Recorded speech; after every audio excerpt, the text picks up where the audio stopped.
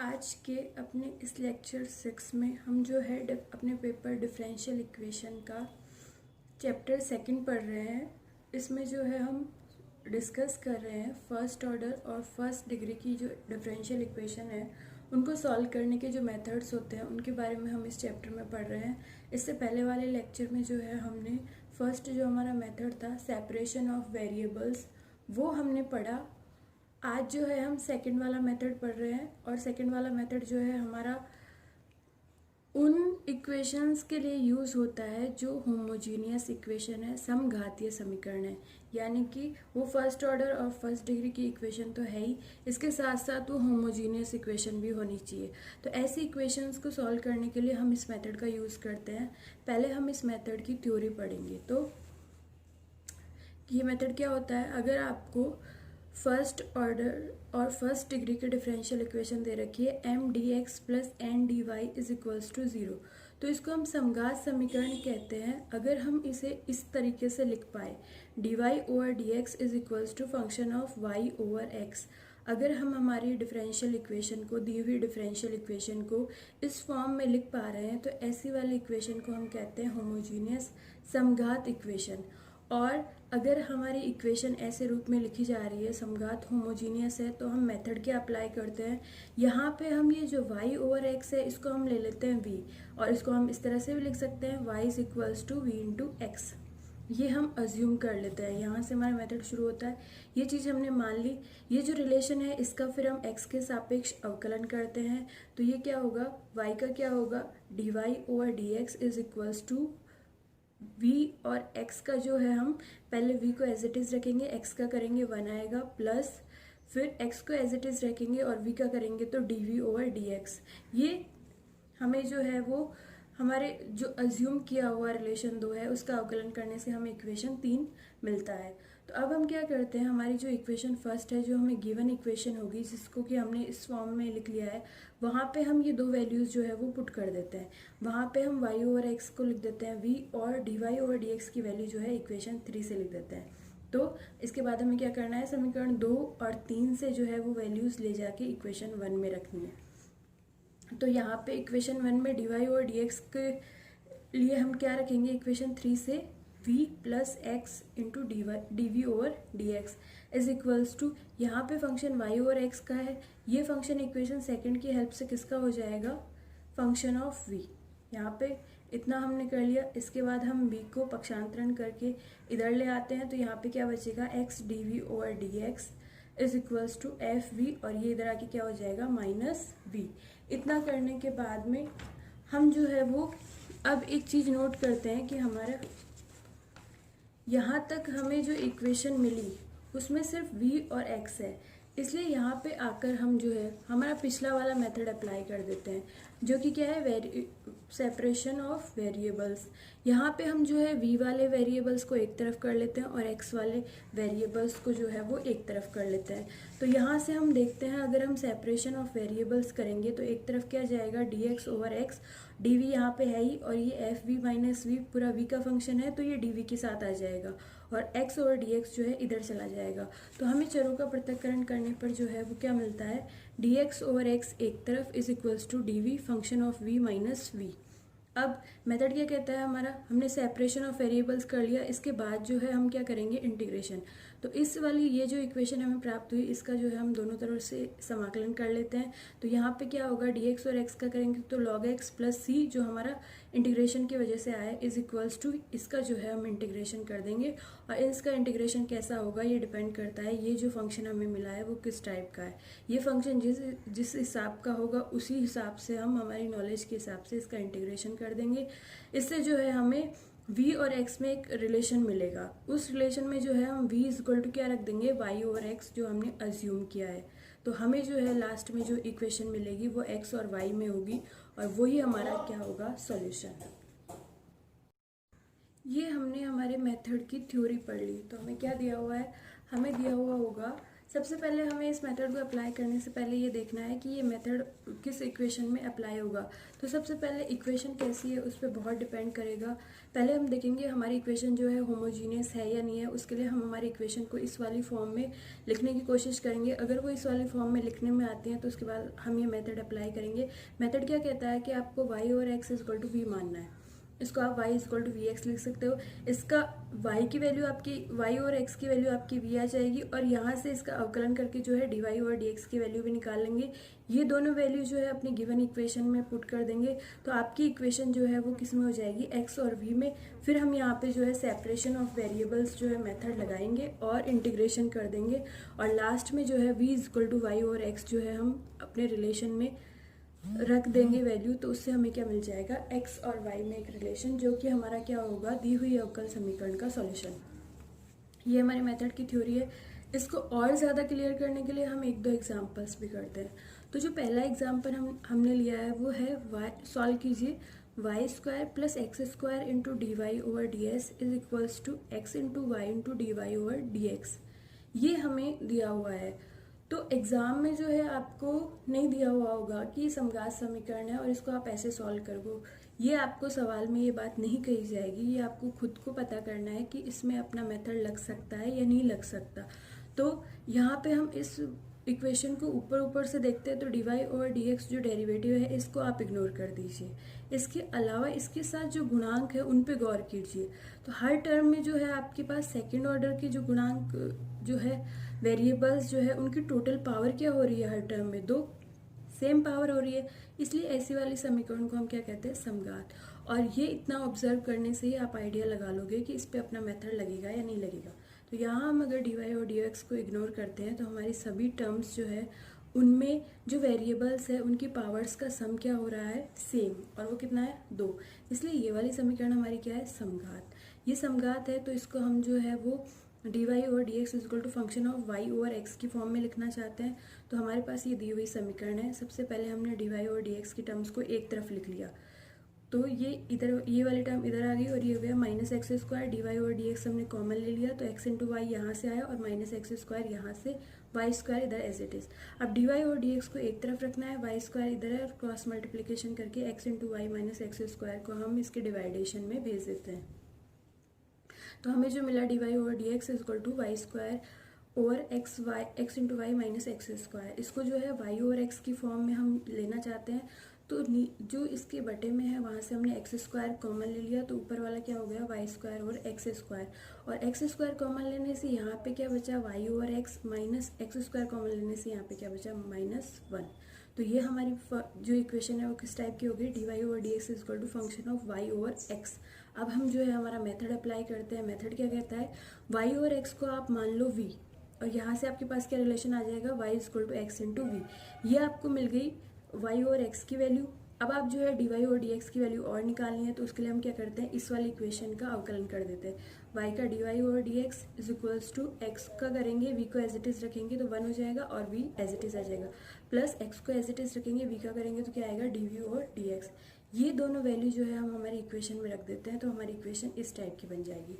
कैसे बनेगी, D Y over D X की जगह हम लिखेंगे v plus X into D V और D X is equals to Y square और एक्स स्क्वायर इक्वल टू क्या हो जाएगा, वी स्क्वायर हमने लिख दिया, वाई ओवर एक्स क्या हो जाएगा, v और ये -1 एज इट इज़। तो हमारा जो है वो क्या हो जाएगा, हमें ये वाली इक्वेशन मिल जाएगी। और हम जो है इसको थोड़ा सरल कर लेते हैं तो इसको इधर रखा और इस v को इधर ले गए तो ये क्या हो गया, -v। ये करने के बाद जो है हम इसका एलसीएम ले लेते हैं। ये इधर वाला जो टर्म हमने यहाँ पे जो है एलसीएम ले लिया तो हमें क्या मिला, v-1 V square as it is. और ये क्या हो जाएगा, v इंटू v-1 और ये सॉल्व करेंगे तो क्या हो जाएगा, v square minus V square plus v। ये हमने क्या किया है, इस वाले टर्म को एज इट इज़ लेके चले हैं और इधर वाला जो है इसका हमने एलसीएम ले लिया तो ये हमें मिल गया v स्क्वायर से कैंसिल हो जाएगा, ऊपर क्या बचेगा v और ये v-1। यहाँ तक जो है हमने इसको सरल कर लिया।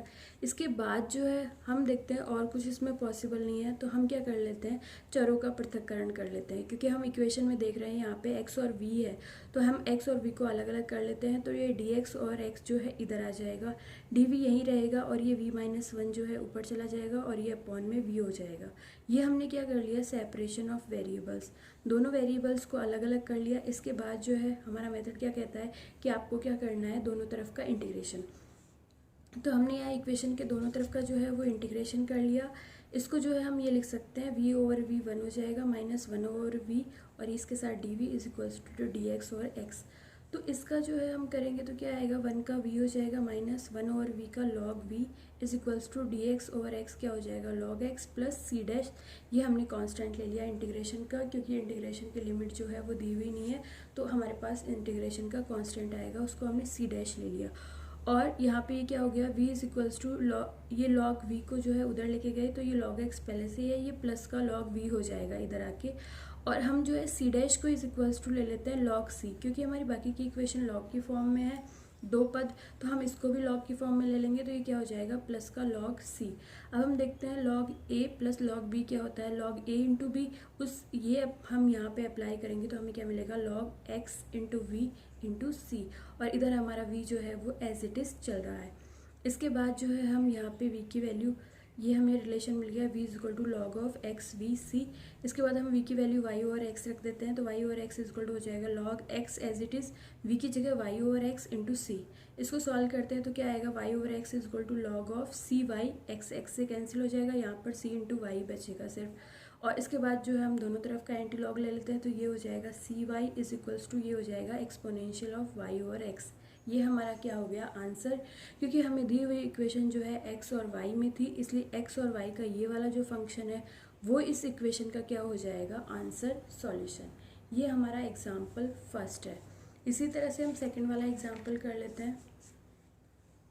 सेकंड वाले एग्जाम्पल में हमें जो है वो ये इक्वेशन दी हुई है, डिफरेंशियल इक्वेशन। ये है 1 plus exponential of x divided by whole multiplied by dx plus exponential of x into Y multiplied by 1 minus X over Y into D Y is equals to 0। ये हमें differential equation दी है। एक चीज़ हम यहाँ पे पहले से देख रहे हैं कि यहाँ पे जो है x ओवर y की फॉर्म में ये पहले से ही दी हुई है, तो हमें कुछ भी नहीं करना, हमें सिर्फ इसको dy over dx is equals to function of y over x की फॉर्म में लिखना है।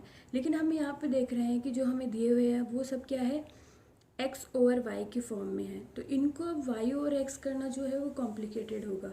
तो जिस तरह से इक्वेशन दी हुई है उसी फ्लो में हम चलेंगे। तो x ओवर y दी हुई है, तो हम भी क्या फाइंड आउट करेंगे, dx ओवर dy।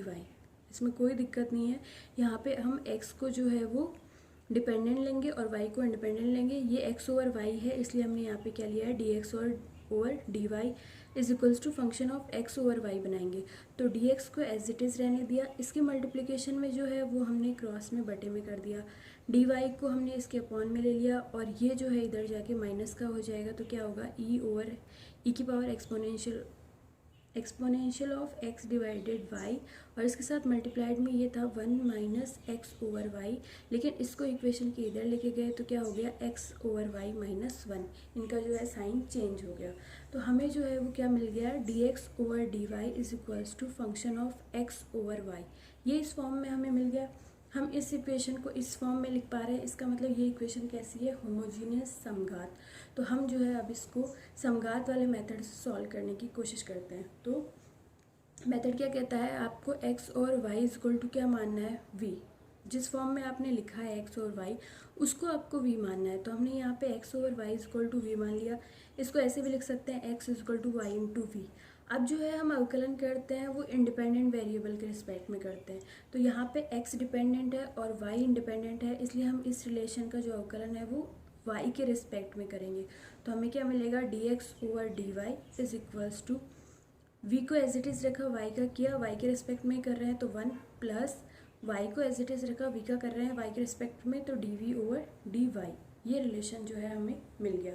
तो हम क्या करते हैं, अब रिलेशन सेकंड और थर्ड से जो वैल्यूज़ है वो हम इक्वेशन 1 में ले जाके पुट कर देते हैं। तो ये क्या होगा आपका, डी एक्स और डी वाई की जगह हम यहाँ से क्या रखेंगे, V plus Y D Y over D V over D Y is equals to exponential of X over Y की जगह क्या आ जाएगा, वी, एक्स ओवर वाई की जगह वी, तो ये क्या हो जाएगा v minus one, one plus ई की पावर एक्स ओवर वाई है तो वन प्लस ई की पावर वी हो जाएगा। यहाँ तक हमने क्या किया, 2 और 3 से वैल्यू ले जाके वो जो है इक्वेशन 1 में रख ली। इसके बाद जो है हम समीकरण, ये हमने वैल्यूज़ रख ली समीकरण 1 में, ये हमें इक्वेशन मिल गई। अब हम इसको जो है वो चरों का पृथक्करण बाद में लगाएंगे, पहले इसको ये जितनी सरल हो सकती है उतनी सरल कर लेते हैं। तो ये जो v है इसको हम इक्वेशन के इधर ले जाएंगे, तो यहाँ पे क्या बचेगा, y into D V over D Y is equals to v को हम इधर लेके गए, ये माइनस का हो गया, और इसके बाद हमने एलसीएम ले लिया, तो 1 प्लस ई की पावर v हमारा एलसीएम आया, इसको हमने ओपन कर दिया, माइनस v इंटू ये कर दिया, तो ये सारा कुछ हमें मिल गया। ये दोनों टर्म आपस में कैंसिल हो जाएगी, माइनस को हमने बाहर ले लिया, तो क्या बचेगा v प्लस ई की पावर v बटे में क्या है 1 प्लस ई की पावर v, और ये y D V over D Y. अब हम यहाँ पे आके देखते हैं कि और इसको हम ज़्यादा सरल नहीं कर सकते, तो और यहाँ पे इक्वेशन में जो है हमारे पास या तो v है या फिर y है, तो हम यहाँ पे क्या अप्लाई कर देते हैं, चरों का पृथक्करण, सेपरेशन ऑफ वेरिएबल्स। v वालों को एक तरफ रख लेते हैं, y वालों को एक तरफ रख लेते हैं, तो ये क्या हो जाएगा डी वाई ओवर वाई को हमने एक तरफ कर लिया, बाकी जो भी v का मैटर है उसको हमने एक तरफ कर लिया, तो डी वी पहले से ही इधर है, 1 प्लस ई की पावर v को हम क्रॉस मल्टीप्लिकेशन में ऊपर मल्टीप्लाई करेंगे, और v प्लस ई की पावर v को हम नीचे मल्टीप्लाई करेंगे। तो ये जो है हमें चरों का पृथक्करण करने के बाद इक्वेशन के दोनों तरफ जो है वो अलग अलग वेरिएबल हो गए, और इस माइनस को जो है हम v के साथ ले लेते हैं। इस माइनस को अगर आप y के साथ ले लेते हो तो भी कुछ गलत नहीं है, लेकिन हम v के साथ ले लेते हैं तो आंसर को सरल करने में फिर दिक्कत नहीं आएगी, वो हमारे इजी पड़ता है, इसलिए हम माइनस को जो है यहाँ पे v वाले पोर्शन के साथ ले रहे हैं। सेपरेशन ऑफ वेरिएबल्स लग गया, इसके बाद जो है हम क्या करते हैं, इंटीग्रेशन, दोनों तरफ का इंटीग्रेशन कर दिया। अब यहाँ पे हम देखते हैं, ये तो हमारा log y plus log c हो जाएगा, इसको हमने माइनस ले लिया क्योंकि हम इसको बाद में इधर लेके जाना चाहते हैं ताकि बाद में प्लस हो जाए, इससे कोई फ़र्क नहीं पड़ता, आप चाहो तो इसको प्लस का भी ले सकते हो। और इधर जो है हम ये देखते हैं, बटे में तो है v प्लस ई की पावर v, और ऊपर जो है इसका क्या है, डिफरेंशिएशन, क्योंकि इसका अगर हम अवकलन करते हैं तो हमें क्या मिलेगा 1 प्लस ई की पावर v। तो ऐसे वाले जो फंक्शन होते हैं उनका इंटीग्रेशन क्या होता है, लॉग ऑफ जो बटे में है फंक्शन वो, तो यहाँ पे क्या हो जाएगा लॉग ऑफ v प्लस ई की power v minus as it is चल रहा है, क्योंकि इस फंक्शन का अवकलज जो है ऊपर डेरिवेटिव इसी का है, इसलिए ये फंक्शन कैसे हो जाएंगे, लॉग ऑफ v प्लस ई की पावर v। ये हमारा इंटीग्रेशन वाला फॉर्मूला यहाँ पे काम करेगा, तो ये इंटीग्रेट हो गया और इधर ये हमारा आई गया। इसके बाद जो है log y को एक तरफ रख लेते हैं और इन दोनों को जो है वो log c को इधर भेज देते हैं, तो ये प्लस का हो जाएगा और ये माइनस का चल ही रहा है। तो जब दो log की एंटिटीज़ में के बीच में माइनस हो तो वो बटे में आती है, तो log c minus log of v plus ई की पावर v, तो इसको हम कंबाइन कैसे लिख सकते हैं, log of c divided by v plus ई की पावर v, और log y हमारा इधर एज इट इज़ चल ही रहा है। अब log of this is equals to log of this, तो ये कैसे पॉसिबल है, जब अंदर की एंटिटी जो है वो सेम होगी। तो यहाँ से क्या रिजल्ट आया कि ये y किसके इक्वल है, ये log में जो अंदर मैटर है इसके, तो y इज इक्वल टू क्या आ गया, c ओवर v प्लस ई की पावर v, ये हो गया हमारा। ये यहाँ तक और कुछ करने की ज़रूरत नहीं है। अब हम यहाँ पे क्या कर देते हैं, v की वैल्यू रख देते हैं। v की वैल्यू हमारी क्या है, x और y, तो ये हमने रख दी, तो y as it is equal to C B as it is, v की जगह हमने क्या रख दिया, x over y plus E, v की पावर क्या हो जाएगा, x ओवर y, ये हमने कर दिया। अब जो बटे में पोर्शन है इसका एलसीएम ले लिया, एलसीएम y आएगा जो ऊपर जाके मल्टीप्लाई हो जाएगा, तो ऊपर वाला पोर्शन c इंटू वाई हो जाएगा, बटे में क्या रहेगा, ये x प्लस यहाँ पे ये y से मल्टीप्लाई हो जाएगा, ठीक है। इसके बाद ये दोनों y आपस में कैंसिल हो जाते हैं, इसको हम क्रॉस मल्टीप्लिकेशन करके ऊपर ले जाते हैं, इज इक्वल्स टू इधर क्या बचेगा c। यही आपका क्या है, सॉल्यूशन, यानी कि आपके दिए हुए वेरिएबल x y और कांस्टेंट में जो रिलेशन है वही आपका क्या हो जाएगा, आंसर। तो ये हमारा सेकेंड एग्जाम्पल जो है वो समघात वाले के लिए। अब आप अपनी बुक के जो है सारे एग्जाम्पल समघात वाले जो है इसी मेथड से आप सॉल्व करके देखोगे। अगर आपको कोई भी, ये आपका होम असाइनमेंट है, do all the examples of your book of this method, इस मेथड के जितने भी एग्जाम्पल है वो सब आप करके देखोगे। अगर आपको कोई भी प्रॉब्लम है तो आप जो है वो कमेंट सेक्शन में पूछ सकते हो, व्हाट्सएप पे पूछ सकते हो। और इसके साथ ही जो इस पे बेस्ड एक्सरसाइज है उसके क्वेश्चन भी आपको होम असाइनमेंट के तौर पे दिए जा रहे हैं, जिसका लिंक जो है आपको डिस्क्रिप्शन में दे दिया जाएगा। आप वहाँ से होम असाइनमेंट डाउनलोड करके उसको भी सॉल्व कर लीजिएगा। तो ये आपका ये मेथड जो है यहाँ पे ख़त्म होता है। अब आप जो है इसकी प्रॉब्लम्स जो है बता दीजिएगा, फिर हम इस पे जो है एक प्रॉब्लम क्लास कर लेंगे।